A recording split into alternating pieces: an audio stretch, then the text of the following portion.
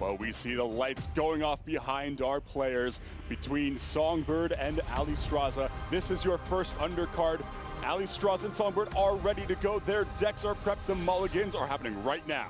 That's right, game number one, and Songbird going to start off with that tempo mage, and we've been seeing, a smattering of mage throughout the event thus far, but it's all been big control mage. We have not seen this style and how it performs just yet. She's going to be taking on Alliestrasza's healing zoo deck. And that seems to be the style that most of the zoo decks have gone towards, is that traditional package that was introduced where you're trying to cheat out a Happy Ghoul because you take advantage of the fact that a lot of your cards deal you damage. Yes, exactly. And this matchup's fairly close. They both are decks that fight for the board really early. If the zoo is able to get ahead on board, it can generally stave off the mage, and they're kind of force the mage into this burn strategy where they kind of have to just throw everything at the face and hope it gets there. And most of the time they don't make it. But if the zoo ever falls behind on board and the mage is able to get in chip damage with the minions, which looks like it might kind of be happening right now. And so I was about to talk about this. The fight for the board is everything in these styles of matchups. These few turns in the beginning here are really what's going to decide how the rest of the game pans out. Because if the mage can get the board and get chip damage in, then the mage's burn gets a lot more threatening because the Warlock's health total's a lot lower. Right, and so you don't see any burn for Songbird right now, and that's exactly what she wants to see. She wants to see minion pressure and a way to tempo the board and try to snowball it and keep it in your favor. You know, we've talked a lot about aggro decks and how they don't really do well from behind. I think that there's that element to Songbird's tempo mage deck, but I feel more so that it's about the fact that it doesn't really snowball the board that well. It kind of does everything on a very average level and looks to be more flexible throughout the game. Right, it takes early game board advantage, and instead of snowballing it with things like how the zoo does with Fungal Mancer and other buff cards, it snowballs the board by killing you with it with Fireball and things like that. And so you look at a card like Shooting Star that Songbird just drew, it's cards like that that really give the deck these strange moments of flexibility where it's a guessing game. Do they have something that can take back the board? Should I be trading or going face to try to maximize damage when I'm going to get cleared off by a Shooting Star plus spell damage anyway? Tempo Mage to me always feels like if you don't have a lot of experience against it, it leaves you in guessing game scenarios, and I think those are dangerous situations for decks like Zoo. And the guessing game begins right here with the secret that's come out from Songbird's side. Alliestrasza has to try and identify if that's going to be a counterspell or if that's going to be an explosive runes, and she has a little bit of options here to choose around it, going with the Voodoo Doctor first, just in case it is that explosive runes. A smaller minion would get destroyed than if she were to go with something like the Fungal Enchanter or the Life Drinker. So I really like the sequencing here to plan out against those secrets effectively. Yeah, the extra damage that she's going to take isn't really going to matter, so I like the Voodoo Doctor first as well. It's explosive runes or it's counterspell. She knows it's one of those two secrets, so as soon as she gets word it's not explosive runes, open game for that Tar Creeper to come down and start protecting this board. Now let's see what's in the box. Ooh, that's a pretty good one. Yeah, this is really spicy too, because the discount on the Primordial Glyphs is also offering a discount further as long as that Sorcerer's Apprentice stays in play. So that Blast Wave you see, 2 mana is what it costs right now, and so I think at this stage for Songbird, it's really just about continuing to fight this board pressure. She's on an even situation, but she's got Stargazer Luna in her hand, lets it turn the most right side card into an additional card draw, and you also have a counterspell down, so that means Soulfire is not going to be a tempo swing against you. So I think that it's pretty even from this stage, but I would give the nod a little bit towards Alliestrasza because she has Life Tap, and Songbird hasn't been able to pressure. Right. The life total is looking very promising for the Zoo Warlock player. At 26 still is remarkable against Tempo Mage, making it out of the opening with even turf, like you said. But it is going to be kind of interesting to see what this Blast Wave does, because that's a card that's going to be generating random spells, and that can really throw the game for a loop, that's for sure. I definitely think that that's probably the card that I want to keep my eye on to make a difference in this game, because right now it's just about fighting continuously for that board pressure, which at this point it's looking like it's starting to turn into a card advantage battle. But when Alaneth is drawn the Egyptian God card of the Tempo Mage deck, and you start drawing 4 cards a turn, that one is the one that could really change the game. Well, it's kind of a double-edged sword though, because if you're going to be moving through your deck that quickly, and the Zoo's life total is as high as it is, you might actually find yourself running into fatigue before you're able to collect the time to play the burn spells that would be required to end the game. Okay, counterpoint. 2 Arcane Missiles, 2 Frost Bolts, 2 Cinder Storms, 2 Explosive Runes, 2 Fireball.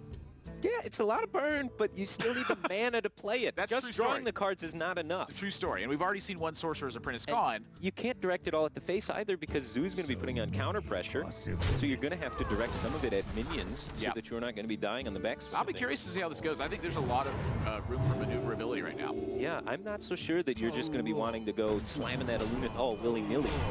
You definitely have to think about it. It's definitely, I think you want that one turn where Allie's either going to stumble or you have the goods in your hand to know that you could come back from it. Right. But now that I see this Frostbolt, if I'm in Songbird's position now, I want to slam down that Allen. I do not. I want to get this Blast Wave utilized. I want to get the Shooting Star utilized. I want to try and keep up on the board as fast as possible. Try and get into a position where Alliestrasza's hand is really small because she's played all of the cards, or really small in my mind because I feel like she's holding back burn maybe.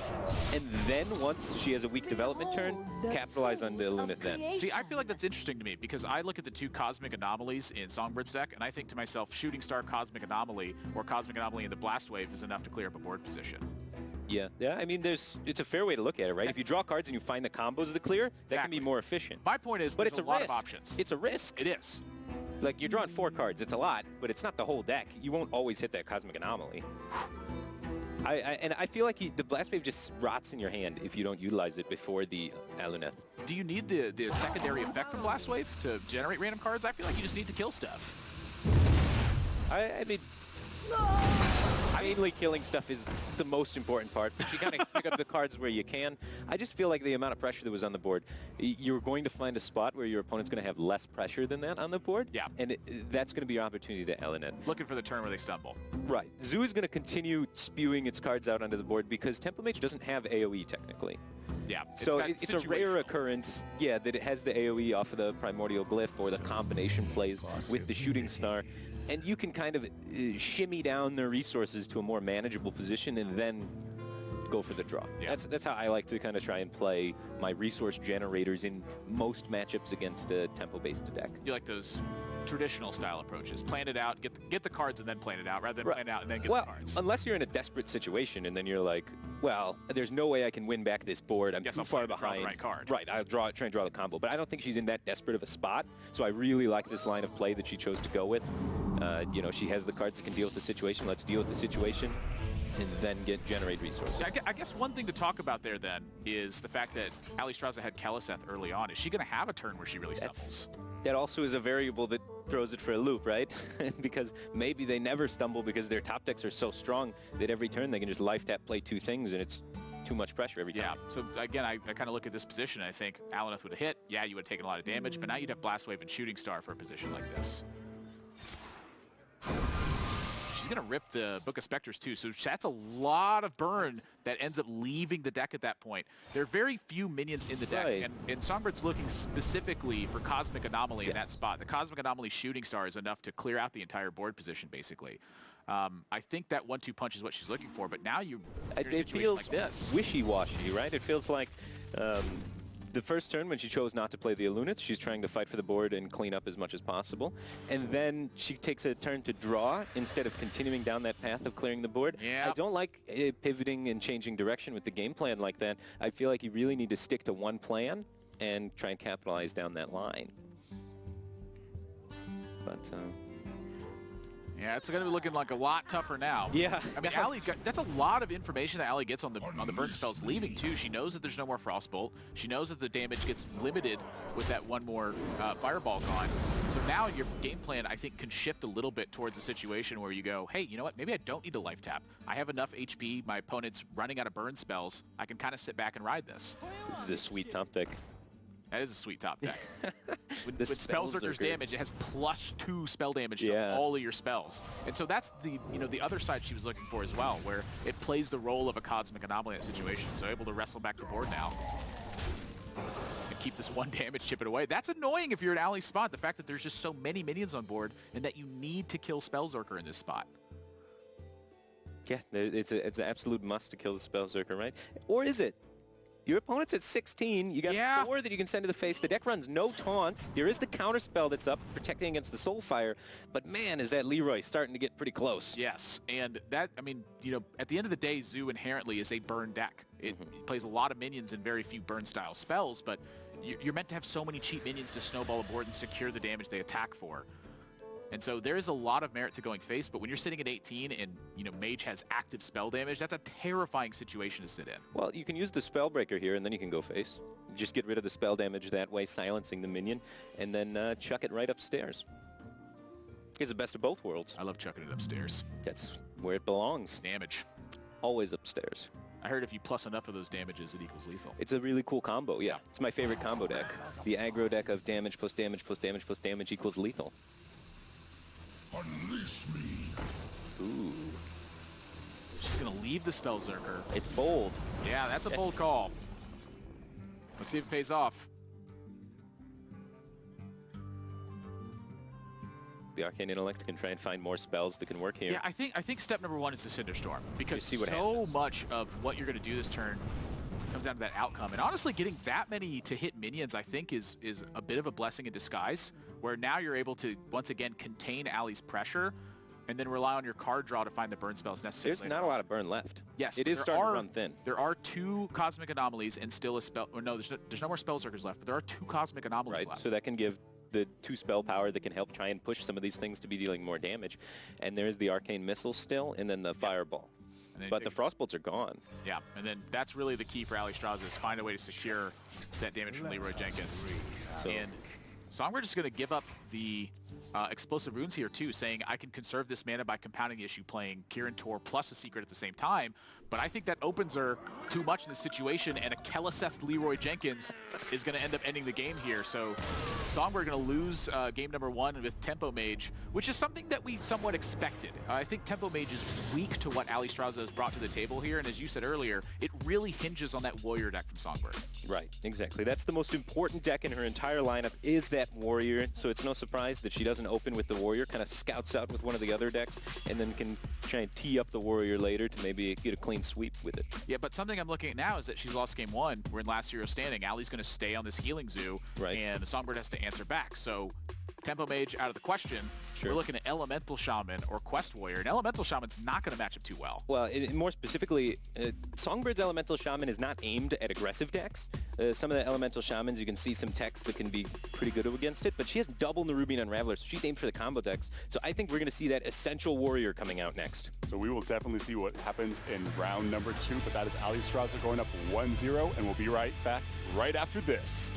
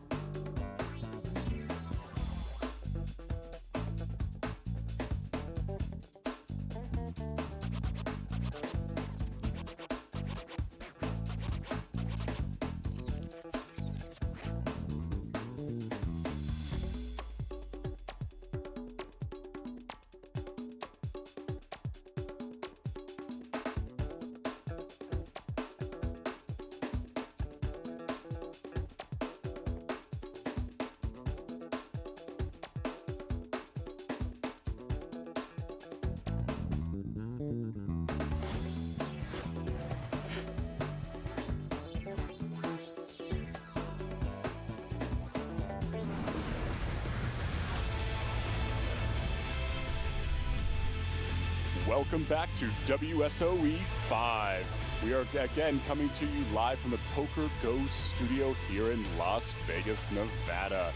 And after that amazing round 1 game from Alliestrasza and Songbird, Songbird was unable to get a win with Mage, and that's the second game that Mage has dropped out of 2 games that we've seen Mage this weekend. But 2 different archetypes, so we'll see what she has coming up in game number 2 against Alliestrasza. Yeah, momentarily. Firebat predicted that the Warrior is going to come out here, and I could definitely see that being the case. I think that where the Elemental Shaman is concerned, I think it has much better chances versus Quest Warrior from Alliestrasza. I think it has better chances against the Pirate Rogue from Alliestrasza, and I think because of that, its worst matchup is likely the Healing Zoo. I think it's Quest Warrior here all day. Last hero standing. You have to win games to knock out your opponent's deck. You can't just be like, well, I'll play this one a little bit later and see if we can pick up a win with it on. You know, this isn't Conquest. Right. You cannot save decks for the next series. Yeah. So it is the Warrior coming out from Songbird's side of things, and she mulligans away the Quest, which makes a whole lot of sense because you don't need to be shooting Ragnaros fireballs against Zoo. You just need to be finding your AoE clears, cleaning up the board, and then Zoo will kind of run itself out of steam. Yeah, I think that, you know, I want to compare this to like the experience of playing on ladder, right? You queue into Warlock, you have the Quest in your opening hand, you keep it in this situation. They could very easily be a Warlock that's playing Mountain Giants in the deck. When you know that you're playing against Zoo, though, you don't necessarily need the Ragnaros shots to end the game. You have a much more defined game plan of just outlast their resources. Right. So when you have it, it's not the worst thing in the world, but if you know that you're going up against it, that is a situation where you should mulligan it away and rely on your AoE board clears, I think, to just clear out everything Alliestrasza is going to throw at you and have those turns where she stumbles again and again. And if I would have to say, like, probably the best cards in this matchup, they would probably be Brawl, Scourgelord Garish, and Zilliax, all of which are in Songbird's hand. Yeah. So don't forget about Warpath. Warpath is also an insane one. If she's able to pick up that, she's really going to have all the tools. That's really the main trade-off you have when you're playing Quest Warrior versus the odd Quest Warriors that we see currently with Baku and Gallon Ladder, is that you don't have access to as much armor, and so Reckless Flurry loses a ton of its potential. What you get from that, though, is Warpath, which I do think is a better overall card, but you lose that 4 armor tank up, which is a major deal in these aggressive matchups. And of course, we don't have the 4 armor tank up in this format because those cards are ineligible. There's no Baku again in the entire tournament. Kind of looking back to WSOE 2, where the competitors were thrown into that challenge as well. Big balance patch hit just a couple days before the event, and it was a 9-deck format where they had to take on this tremendous challenge of redeveloping their lineups. Here, that ineligibility rule of the Hall of Fame cards not being played once again threw them into that challenge for a 7-deck format. What do you do here as Alliestrasza faces down the Warrior? Well, this is why we were worried about the Warrior from Alliestrasza's side. You know, this is a really tough matchup for Allie's aggressive decks. They don't have that punch that really solidifies the overwhelming position. I really like what she's doing so far, though, taking the trades, trying to get this ginormous Light Warden. If there's no Shield Slam or no way to kill this, and, you know, maybe it lives the Brawl, things could start happening That's here. the thing. Like, when you're setting up in these aggressive positions, that should be one of your #1 questions is, how do I make Brawl bad for my opponent? And the answer is have one giant thing live and hit them afterwards. If they didn't kill your big thing, they probably can't kill your big thing. And that's kind of the hope she has. Songbird really needs to find any way to deal with this 7-2. Once that Light Warden's out of the way, I think it's pretty smooth sailing. She has AoE clears. She has the Scourgelord Garish for later. But if she's not able to find something to connect with this and remove it, it could run away with this game. Yeah, and now we're looking at 2 pretty strong options for Allie, either the Silence to break through 4 extra damage or the Fungalmancer solidify the board and keep that damage rolling. I think the Fungalmancer's best because it's going into a Brawl turn. Right. This gives you a chance to survive with a very strong minion in play. Right, now you have more than one option for strong minions to survive the Brawl. You can have the 5-4 live, which is a pretty large minion, or you can have the 7-2 live, which is an even bigger minion. Yep. And here it comes. This is a huge, crucial moment in the game here, kind of a 50-50 to see if a large enough minion is going to stick. Oh, boy. That is a big yikes if you're in Songbird's spot, and I think her face is telling the story on that one. And so now in Allie's spot, though, you have to make a decision about this Tar Creeper. So she made the decision very quickly to life tap and play the Tar Creeper. There was no thought of life drinker and play the extra 3/3. Well, you want that taunt. You got to protect this 7-2. You don't want a weapon coming out or a Zilliax coming out. Big draw for Cora there. That's what she needed, some answer to it. It already put in a lot of work, though. So what was looking like it was going to be a really big runaway game for Songbird might not be as much of a runaway because she's at 15 life. There's going to be a Happy Cool coming down as well. I think the position overall still looks pretty good for Songbird, though. Yes. We're coming up on Scourge Lord Garrosh turns. She's 2 shield blocks in hand, the Dry Whisker Armorer. The issue here to me is that removal options are very limited. Removal options are quite limited. But you know what's not limited? The action here today. We have some show matches coming up later. You saw it flashed on the screen. There's the creator of Zoo, Reynad, on the screen. Alliestrasza is essentially playing his deck. I can't wait to see him play later on. It's been a long time since I've seen Reynad actually in the competitor spotlight. He's been busy running a team. Yeah, he's running a business. He's been kind of away from competitive Hearthstone for a little while, and I see Zalay taking a picture. Take a look at a picture of his biceps or something. Probably, yeah. That's all he does, right? He'll still be battling it out later on alongside Amnesiac and Just Saying. Right now, Allie's got pretty favorable board position, I would say. You know, I'm looking at Fungalmancer, a pair of Spellbreakers, and a Zilliax in play. This can get really dicey real quick, but I think right now, if you're in Allie's spot, you feel pretty comfortable about the position you're in. Yo, in Allie's spot? I would have said the opposite. I would have said in Songbird's spot you feel very comfortable just because of the armor gain and the Scourge Lord Garrosh coming down. You like the Zoo's position I thought this was looking okay. I would have just played Fungalmancer and 2 Flame Imps here and gone full steam ahead. I agree that trying to go that aggressive would be good, but she's kind of tapping, trying to go for more of a value line, I guess. I think it's a bit too slow after already seeing the Brawl come out, but she's trying to respect those Whirlwind effects, the second Brawl, maybe the Scourge Lord. And that's always the thing, you know, I've been talking about it pretty much all event long, is that you have to fear the range that your opponent can have. If you go with a big play of Fungalmancer, 2 Flame Imps, and there's a single Warpath on the other side, your board's left in shambles. Yeah, but I would have loved that play. I would have loved that play because I think the Zoo's in such a, you know, not great spot at this point in the game. You against Warrior, you want to be closing by turn 8 or 9 because if you don't kill them actually at that point, this can happen. And even if you didn't extend all your resources into this, you can't reload into this for the next 3 turns.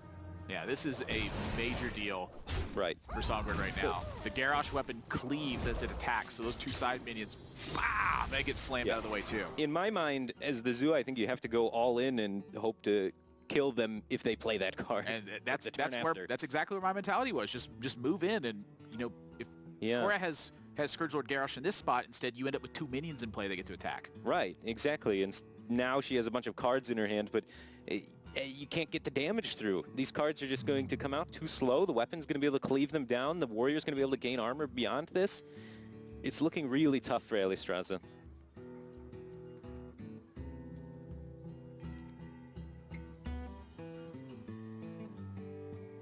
Trying to formulate a game plan here. And right now the game plan is keep drawing heat. Right. And that makes sense. You go for the value plan. Now you're in a spot where, all right, looks like I got to outlast this weapon here. They're going to cleave my board every turn. Well, they can't armor up anymore. Yeah. Maybe I can find the burn. Maybe I get a Leroy Soulfire connection happening, and you can get there. She doesn't know that the 2 shield blocks are there. Yeah. So she's trying to just whittle the Warrior down now that Songbird no longer has the hero power to gain armor. And when you're facing the Scourge Lord Garrosh weapon, when you're having to have 3 minions in play, it's often wisest to either have a taunt on one side that keeps the cleave to just 2 minions, or you put your largest minion in the middle so that way your opponent has to take maximum damage to utilize the effect. So here, it ends up not working because there's a 2-1 in play. So a smack of the weapon plus this cleave, the hero power from the Scourge Lord Garrosh gets the job done. And I think now we're at the stage where Songbird's on the verge of a full recovery, where Alliestrasza is not going to have hope to really sustain any damage pressure. Oh, there's the Leroy, though, and that's a 7 damage Leroy. So in combination with the Soulfire, that would be lethal. Yeah, silence Leroy Soulfire. But not nearly enough mana to accomplish that play just yet. But next turn, that's on the horizon. I mean, I'm looking at more Songbird's damage. Hand. I'm looking at Songbirds' hand. I see 2 shield blocks. I see big taunts. That's the thing. When you're in Allie's spot, though, you have to take the pick of just which one you think is going to work best. Right. You have to approach it from what's my best draw. Warrior is always such a tease. It always does this. It always does this. Every Warrior game, you know, you're like, as the aggro deck, you're so close. You're like, they're at 2 health, you know, and then the shield blocks come out, you know, the Dry Whisker armors, whatever. It's your big brother beating you at Monopoly, where just when you think you're going to win, you find out they have a bunch of 500 stuffed in their pocket. Since you're 8 years old, you didn't realize they just took them from the bank at some point when you weren't looking. Yeah, the Warrior is basically my big brother cheating at Monopoly. Yeah. That's Warrior. It's the biggest debate deck ever.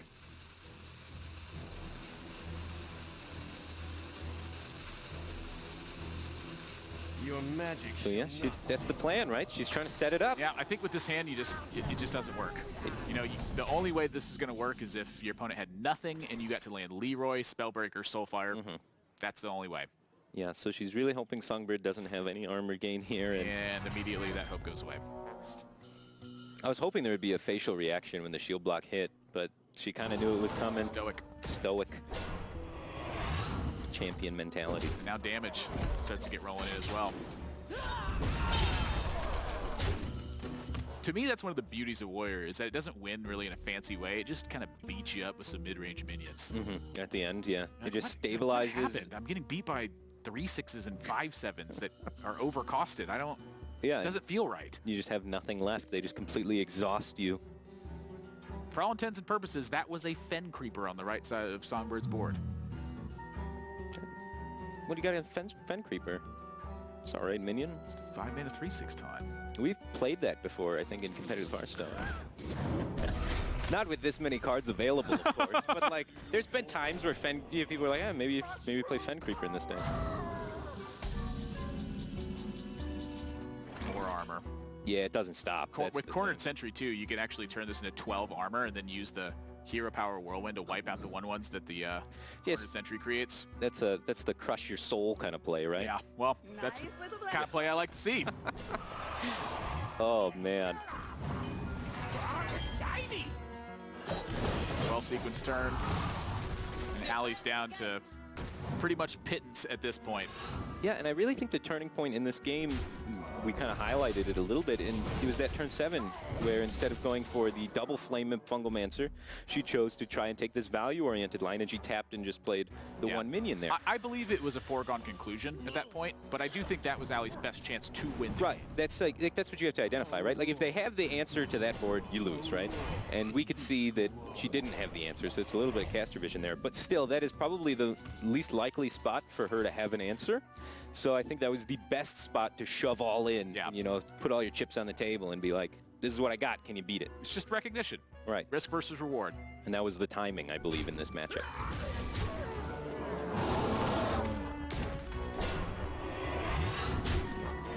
A little bit of missequencing. Looks like it really mattered. Yeah. Cora going to answer back game number 2, and that means that the Healing Zoo is knocked out. And we're going to game 3 with a tie score right now. Songbird's going to still be on that Quest Warrior, trying to take out all of Allie's decks, and I think with this single one. Allie doesn't have an answer. Her only answer is the mirror. You do not want to be playing aggro Pirate Rogue against Warrior. That's ridiculously hard matchup, so I think we're likely going to see the Warrior mirror. Few more times. It looks like Alliestrasza might be soul crushed again and again from this Warrior deck, but we'll have to see that right after this break. Don't go anywhere, guys.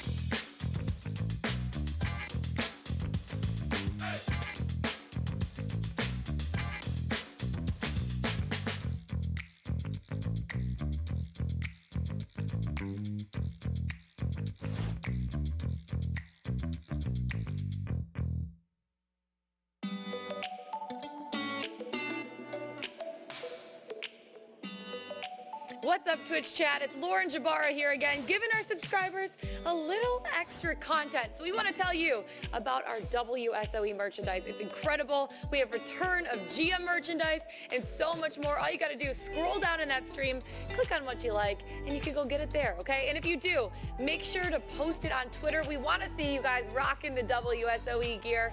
And then also, we have a little trivia question for you. So I want you to post in the chat, what are the 3 shaman heroes? So post it in that chat. Let's see what you have to say. We'll have those results coming up in less than a minute.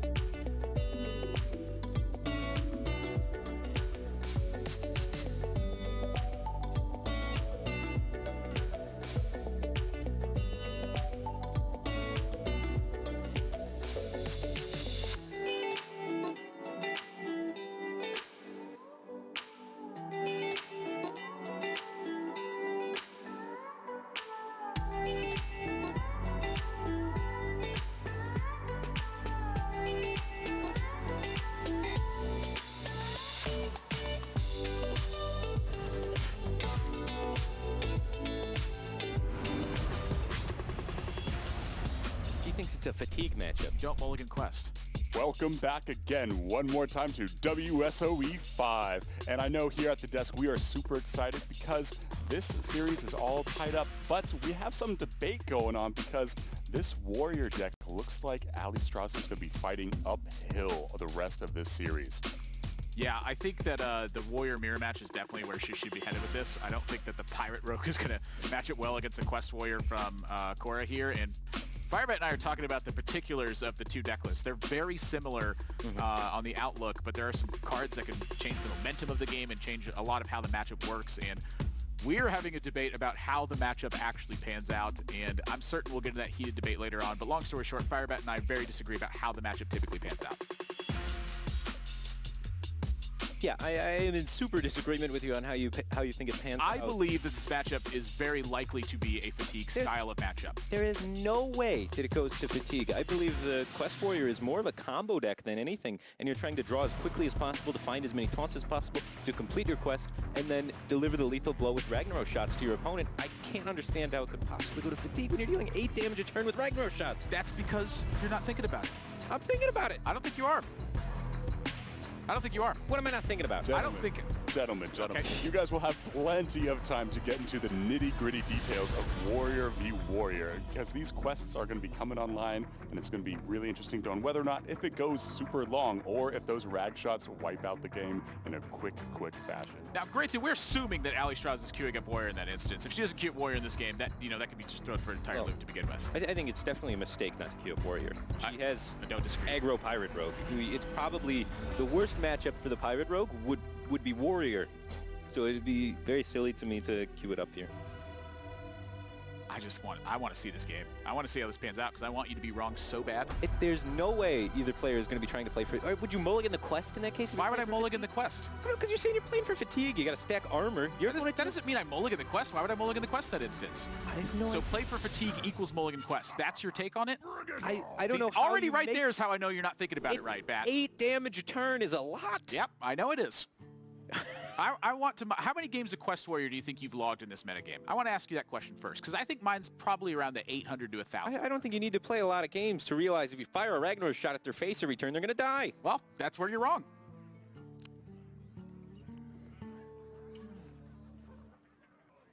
Quest Warrior Mirror is a fatigue match. Convince me otherwise. There's no way. Change my mind. There's going to be no points of it. It's the simple matter of 8 damage a turn is too many to make it through your entire deck list. I will concede that I think it often does come to that point. However, there is a large potential that it does go to fatigue as well. You cannot ignore that now it sounds like you're backpedaling a little bit. No, I'm telling you, what I'm saying is that if it's in the cards... If it's in the cards, it can go to mean, fatigue. anything can happen if it's in the cards. But I'm talking in the specific set of cards that we have. Right, you're saying like 1 in a million times it goes to fatigue. No. That's your words, not mine. You're saying it. All right. What do you take there? Tar-Lord. Tar-Lord. It's the biggest one. It's the biggest one, so you Yep. go to Fatigue. Yes. That is exactly how I'm thinking What? about it. So you're not going to play this Acolyte of Pain on 3? No. No, I'm not Do you playing save it to like throw in a brawl or something? Yes. She's playing the Acolyte of Pain. I'm not. I'm hitting the armor button. Look at the Acolyte of Pain. So You see it? this is the analysis now, is that Cora is not going to play for Fatigue this game. She has conceded. Why would you play for She has Fatigue? conceded that element as a possibility for her. It does 8 damage. 8? I understand how Have you much seen, damage it deals. like Odd Warrior's life total at the end of the game when they're just jamming the button for 4? yeah, it's a Not lot. Double that, because it's 8.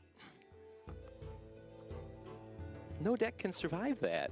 It's not like You're wrong. Warrior can go super wide with a lot of minions. They have only the 1 minion that can allow them to go wide with the 2/4s, but You're perplexed, and I understand. I'm mentally in pain right now. I'm trying to figure out how it makes it to Fatigue. I'm going to do a little callback here. For those of you who don't know, Firebat and I cast a series once that was called Trinity Series. Okay. Firebat for 3 straight games before turn 1 had began was talking about how the matchup went to Fatigue. Well, that was like And priest now shenanigans. you're and stuff. disagreeing with me. Well, I find it interesting. That's a different matchup that you're talking about and bringing up now. This is a matchup with hero powers that are designed to end the game. Now that's interesting. Alliestrasza maybe is playing for Fatigue. I think that's wise. She's forced the Acolyte to draw, or she's at least trying to keep the Fatigue tally relatively even. Yeah, you can see Sulfuros there listed as the win condition on the screen. That's 8. what you get from See the number quest. there? Yes. Sulfuros turns your hero power into a Ragnaros shot. It deals 8 damage at random to an opposing board. In my opinion, one of the ways you can disrupt this is by having just extremely large minions towards the end of the game, where your opponent's removal does not line up into a situation that allows you to direct that shot however you want. The minions buying 8 health at a time is a very real deal, and since the minions both line up in a way to where they don't kill each other, they just bump into each other, what that means is you can't direct that shot as well as you would normally expect to be able to against, say, an aggro deck or a mid-range deck.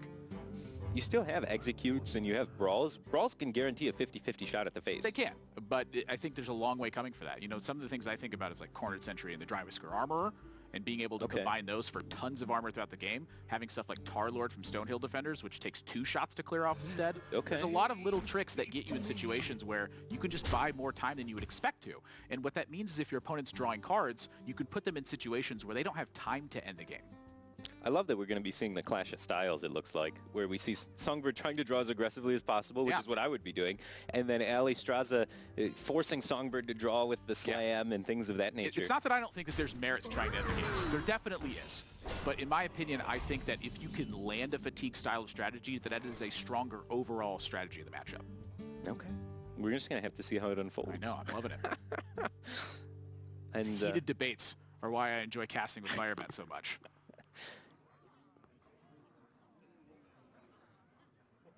So how do we get as many taunt minions in play as fast as possible to complete this quest? That's what I'm thinking as Songbird. Right now, she doesn't have that, and so it's continuing the card draw plan. And that's the other thing, too. Is sometimes you fail to find that perfect curve of taunt minions, and you end up in this case where you start completing closer to turn 9 or turn 10. And your opponent's had time to make progress then. If Songbird's drawn too many extra cards, now it's another one that's gone from the Town Crier here, you end up in a situation where the clock starts ticking on you, and the fatigue clock adds up really quick as well. Like, I know that you've been through that situation, because being behind 1 or 2 draws of fatigue adds up to a ton of damage at the end of the game. It still takes a while for that to add up to a Ragnaros shot, though. Yeah, but notice that Allie's at 34. She hasn't really done anything. Yeah, notice how far away she is from her quest and how the difference in hand size. But at least she has this Phantom Militia. Phantom Militia is one of the strongest cards in the match. There's no doubt about that. The fact that it has Echo, so it can duplicate itself, it is 3 taunts in just in 1 card. And so it's not very strong on its, forefront. It's just 3/2/4 minions. But when you're playing attrition-style matchups, that card ends up being a major deal. And I don't mind playing it for just 2 here. It's the best on-curve play, and I think she wants to avoid drawing cards right now. And I think she wants to make progress. Sure. It's typically a card that I love saving until I have 9 mana. Yes. That also opens you up to the possibility of a Scourgelord Garrosh coming down before the quest does, and then wiping out all that board position in 1 swing. That's when that Phantom Militia kind of can become a liability in a situation. Because if you're going to play Scourgelord, it has to be before the quest. Right. Makes a whole lot of sense to me. But yeah, Alliestrasza choosing once again not to draw cards. You see her hold on to that Acolyte of Pain and instead go for the Phantom Militia play. So you can see the admirable style of play coming in there. Whereas Songbird just churning away through her deck, drawing cards literally every turn of the game. And that's the thing, is once you've committed to that first Acolyte of Pain, you have to keep going. You have to keep going. If you try to delay it at that point, then you're playing right into Allie's game plan. And I think so that even though that Cora has chosen a game plan that I think is quite aggressive, I'm not going to say reckless because I don't think that's the case. It can look that way, but she has to follow through. If she doesn't follow through, there's no hope. And honestly, with how fast Songbird's drawing, Alliestrasza could draw a few cards here and there. If she starts feeling like her hand is thinning out, she's not going to catch up to the fatigue count of Songbird. Songbird is miles ahead in card draw at this point.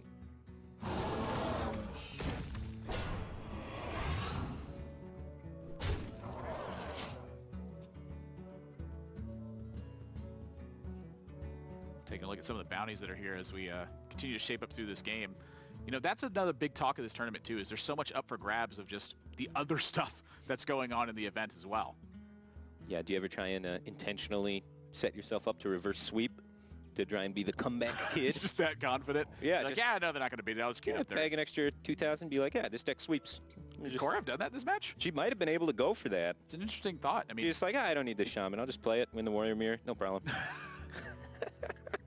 Extra 2,000. No big deal. That would have been sick. That was a line of play that was open to her. It's the tournament meta game. Yeah, exactly. And I think Allie here is wise to play the Scourge Lord Garish in this spot. It adds a lot of pressure just chipping away life total, because the extra damage that she's securing from these minion shots, what that means is as Cora approaches the points where she has to be aggressive, it means that she has to really follow through on that aggression as well. As fatigue will potentially set in that situation, it forces her to have the goods and be able to land those Ragnarok shots as well. Damage is tempo at the end of the day. You do need life to be able to make a lot of plays.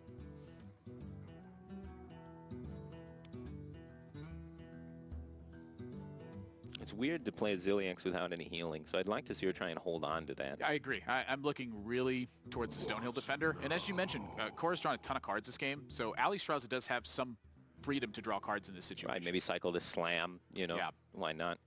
Try and find some extra resources. And at this point, Alliestrasza is ahead of Songbird on the quest because of that Phantom Militia earlier, right? So, also just that you know, Songbird, she's drawn pretty much all of her removal first. You know, she's Dry Whisker Armors up front. And then that's, you know, kind of to my point that I'm making earlier, it's one of the reasons that I started taking into account fatigue even to begin with, because I was originally in your shoes. I didn't think it was possible. But I would have these hands, where I'd draw all the armor, and I'd draw all the removal, and all the taunts would be buried at the bottom, and I wouldn't have time to finish with the quest.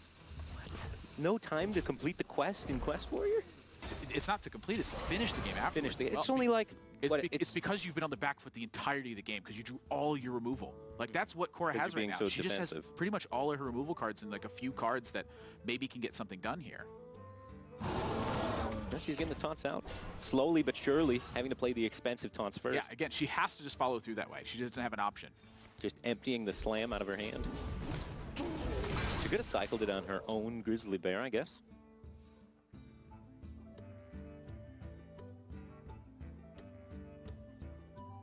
You want to take some card draw yet? Not really. I think this is a pretty, you know, again, I'm looking towards the Stonehill turn. The Zilliax turn last time was fine as well. You know, it just provides your opponent, they have to do two things in order to take care of it. That's always just a good card. I mean, Zilliax is insane no matter when you play it, right? So it's just like, which spot is it most insane, you know? You and Dan were talking yesterday. It used to be a 4-3. That was during the development stage of the card. I heard it was 4-2. You heard it was 4-3. I imagine it probably went through both of those phases. It's like one of the most played cards in the whole game. No, 3-2. Yeah. And so Allie's going to opt for a card draw now. Realizes that she's far enough ahead in terms of deck count that she does have that freedom to draw a card. Ooh, picks up a really spicy one as well. Yeah, I even execute this I feel like I would definitely be more towards using execute in this spot. Really? Because you're using a lot of health on your Amani Warbear. But you can complete the quest.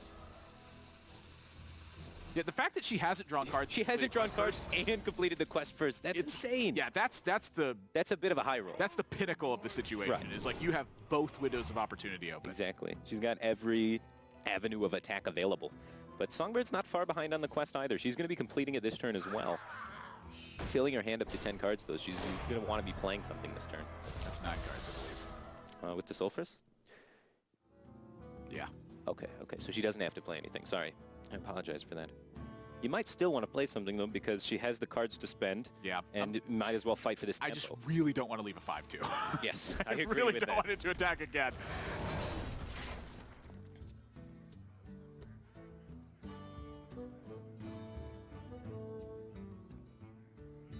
So Alliestrasza has the availability now to start slinging some rag shots.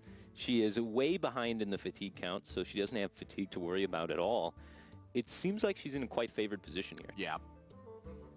I'm kind of looking at weapon usage here as well. Like, what's the best timing to actually use these and get something done with them? Because if you end up using, say, you hit the 1-4 with your weapon right now, it cleaves over into the 3-6. You could use hero power plus the Blood Razor. That prevents you from using the Soul Thrust this turn. So in my head, I'm looking at just filling up the rest of the mana with Saronite Chain Gang. Calling it a day. I don't think you need to get the shots going as soon as possible. Really? Okay.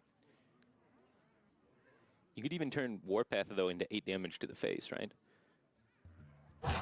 Yeah, that's something I think I would want to reserve for later on. I'm so much more aggressive than you are with this deck, for sure. Wow, she's gonna go override it and then try and get the 8 damage? I love this play. I think it's even better than the Warpath play. Because she gets the Whirlwind on the Death Rattle. Right. That's very smart. It's fantastic. Yeah, that absolutely was the line of play right there. Yes. So she utilized the Blood Razor perfectly in that situation then. She turned her Blood Razor into a Warpath. Exactly. Turned her Blood Razor into 8 damage to the face. You can't really beat that. Big health total difference here. Yeah. But I think Alliestrasza is pretty firmly in the lead. She got to utilize both Scourge Lord Garrosh, and she's ahead in count, and she's ahead in life. She does have 2 Dry Whisker Armorers, though, so I think that's one of the biggest kickers in the matchup is being able to use Cornered Sentry and gain a ton of armor all at once and really throw your opponent's math on where they've been directing rag shots so aggressively. It's really like the one disruption effect I think that you have in the deck is the immediacy of that armor gain. You're picking Tarlord, right? Or do you like the Sunwalker? I'm taking Tarlord. The Sunwalker's got the Divine Shield, though. Tarlord's bigger. Too. Tarlord is really big. Bigger, better. That guy sucks up some rag shots. Yeah. And it's not the easiest thing in the world to attack. It doesn't attack very hard, but that's what the Ragnaros is for. Right, you already launch in the missiles, Yeah. so it's fine. She's going to go with the Sunwalker, though. Sunwalker's more mana efficient and offers her more options down the road, and I always think that that's valuable to some degree. Yeah, I can see it. It kind of, you know, with the even counts of mana, Tarlord doesn't line up super well with like a Whirlwind Execute or something. 12 life already. I don't think we're making it to fatigue still, Admirable. Nope, we're not. I mean, Alliestrasza played it slow and completed quest first. Yeah, that's tough to beat.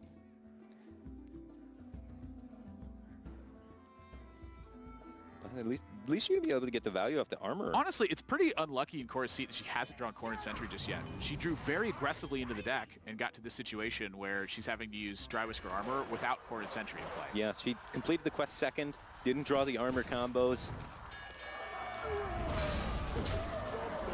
But she's still in contention.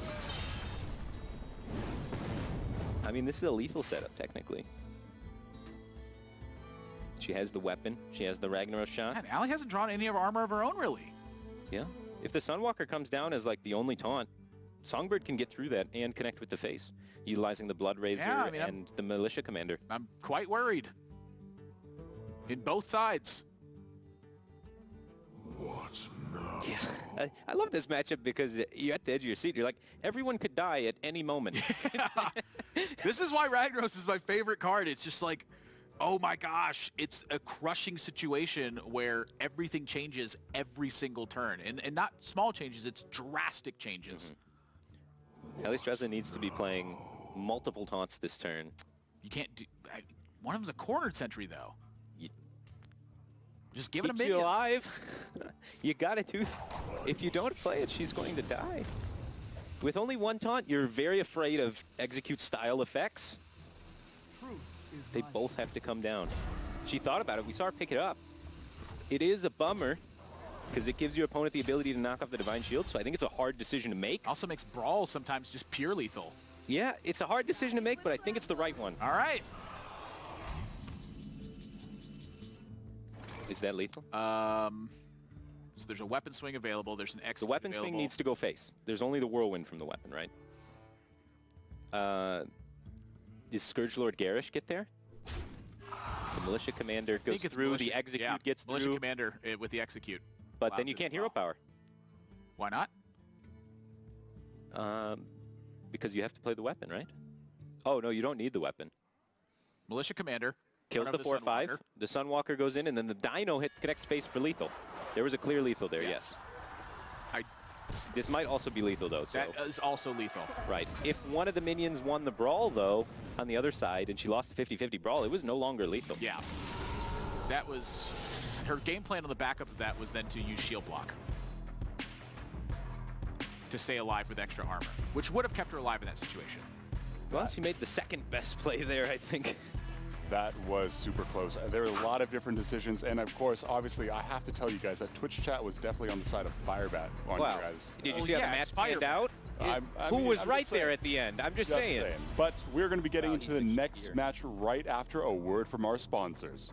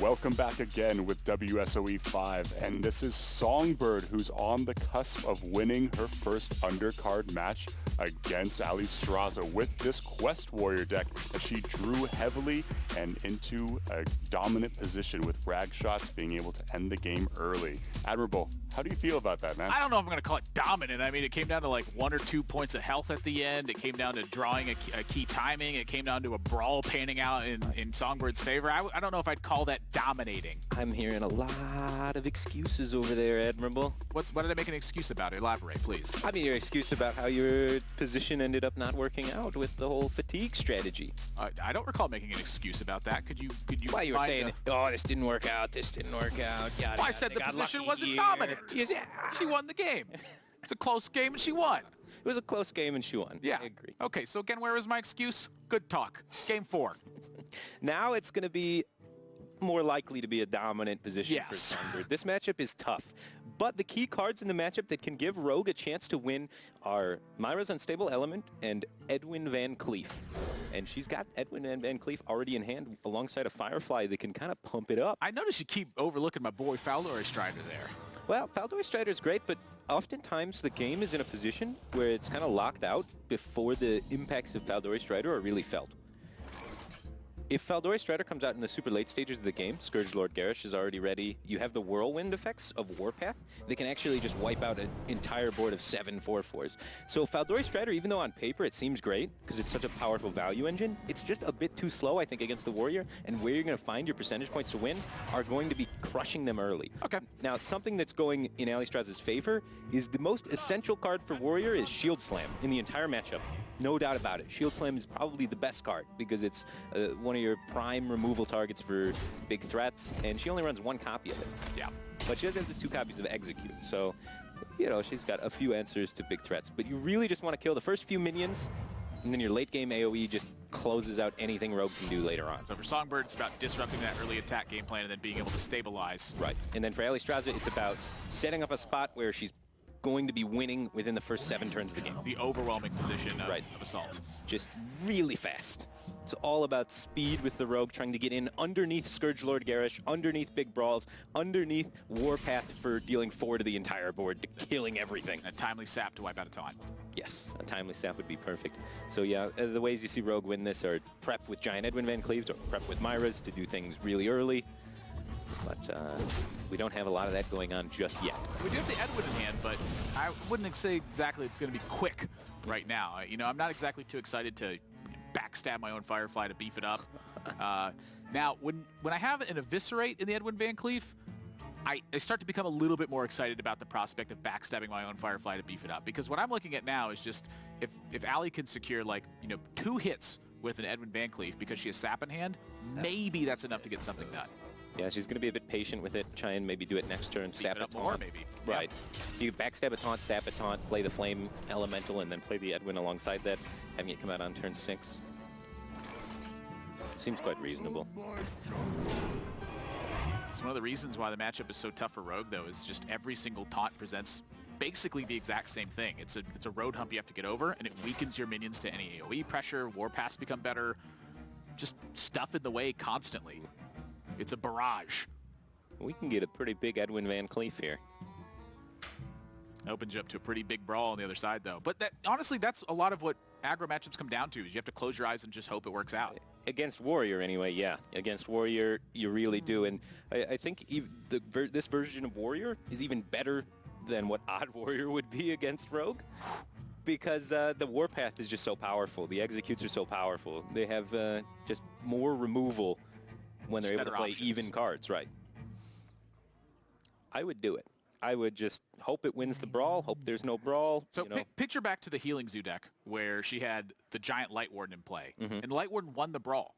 Yeah. To me, that's the situation. That gave her an opportunity to maybe win that game. Yeah. And you gotta, that's what you take here. You're not winning with this hand being patient. Yeah. And also, the more you wear your hand down, the better odds it is that you're actually going to get to a situation where Myra's Unstable Element provides that big boost that you're looking for. And so I think kind of going a little bit here and going this way, I don't think there's anything wrong with this either. I think Edwin Van Cleef is still a sizable threat. I think this is worse.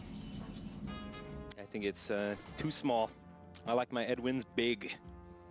Edwin Van Cleef. Yes. Not Ed Lewis. Yes, exactly. You need it large enough to be able to do something, but I understand the logic behind it. The logic behind it is, well, my opponent's deck runs 2 Executes, 2 Brawls. It's likely that they're going to have one of those cards to be able to potentially deal with this. This little combo right here is like one of my favorite things in the game. I'm like, yeah, have 3 1/1s. It is a game. Yes, have more 1/1s. Armor! Just build a giant steel bunker around your face. This sets up really nicely for a brawl next turn. Oh my. Allie's hand is just, she's drawing. More 1-drops and Yeah. weak cards. There's honestly just, there's not a lot of 1-cost cards in the deck really either. You know, I'm looking at Deadly Poisons, Firefly, Sousy deckhand, and like, you know, backstabs and preparations to fuel some stuff. But really the bread and butter is like Raiding Party, having the weapon with Captain Greenskin, you know, drawing the spiders from your Alliestrasza, Myra's Unstable Element. Those to me are like the heaviest hitting cards in the deck. Yes. I feel like oftentimes when I've watched players play this deck, who have a lot of expertise, I see them mulliganing in ways that I find very unusual, where they'll pitch away Firefly sometimes, or they'll pitch away Southsea deck. It actually, the deck has kind of evolved in recent times where Firefly isn't always included anymore. A lot of players, you know, Purple, when he plays the deck, he was like, I always mulligan Firefly. And he's like, it's not good enough. I'd rather have the raiding party. I'd rather have the preparation or the Myras. So it's like, if I'm not going to keep it in my mulligan, why is it even in the deck? So a lot of players are starting to cut these one-drops because they're mulliganing for these more explosive cards.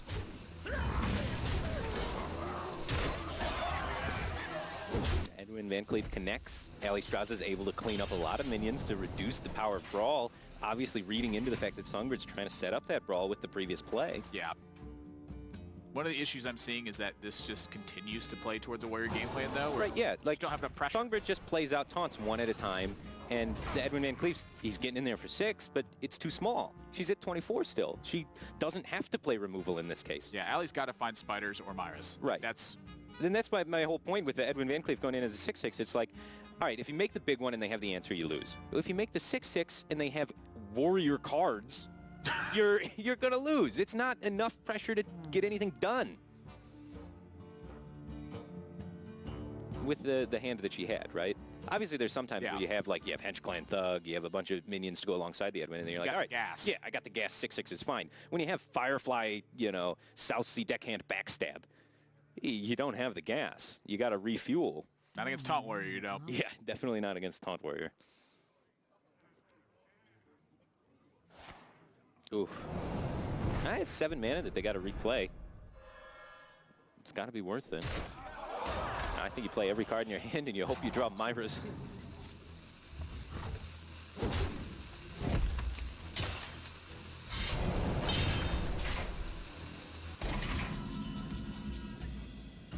Just tempting the Brawl. You're like, maybe they will 50-50 Brawl.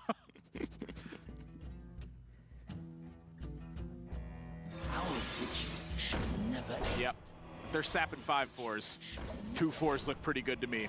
Yeah, yeah.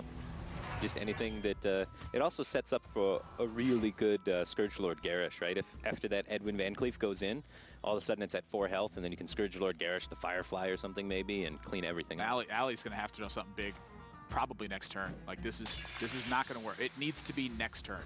The time has now officially run out. It needs to be a big draw or nothing.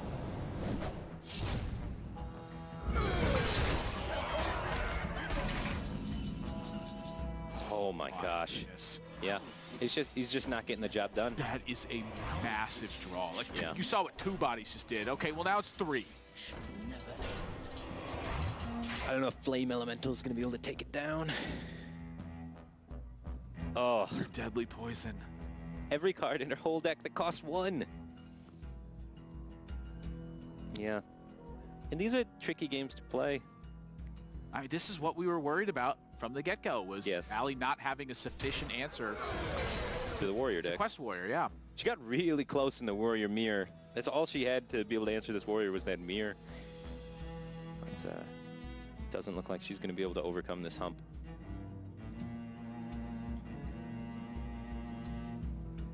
Yeah, maybe could have done something different in the pick ban phase. Songbird says her favorite class is warrior. Yeah. So, you know. That to me is like one of the most complicated parts of the whole format, too, is pick ban phase. Right. That's where everything really boils down. You have 3 waves of picks and 3 waves of bans. Yes. And it changes dynamically based on what your opponent's picking and banning of yours. Now, Brandon, we've seen a lot of Priest and Hunter ban throughout, but the big one is that if one of your key decks gets taken away and your opponent has one of their key decks left and they banned away one of your key decks, like, that changes the whole scope of the matchup. There's just so much to think about it for it. And I think that's what's made this, part of what's made this tournament so exciting is that there's drastic changes at every corner. Songbird should have went for the bounties, man. She could have got 2,000 extra dollars. If she would have just queued the Shaman and just lost that and then went for that reverse sweep, the money was on the table. Right now, Allie's still just out of reach. I mean, just look at the expression. Yeah, you're not happy in these spots. That's for sure. I mean, she could draw Myras. I don't think it's enough at this point. No, well, she thinks it probably isn't either, but she thinks, maybe it is. One hope. Yeah, right. Like, if they don't have good AoE clears or Scourge Lord Garish, maybe the army of 4/4 spiders gets there. But we can see, looking at Songbird's hand, that even if that were the case, she has answers for days.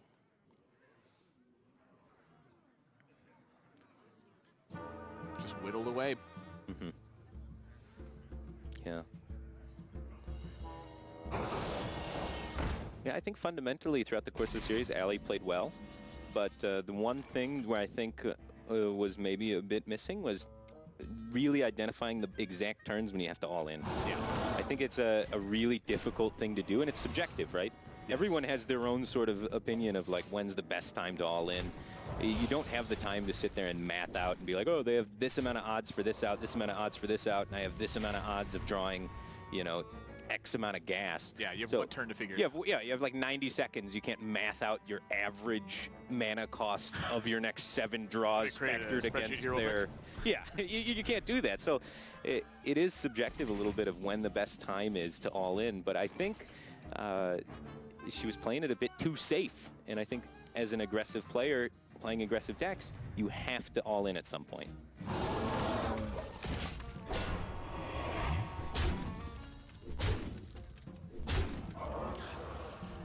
The slow strangulation from the warrior deck.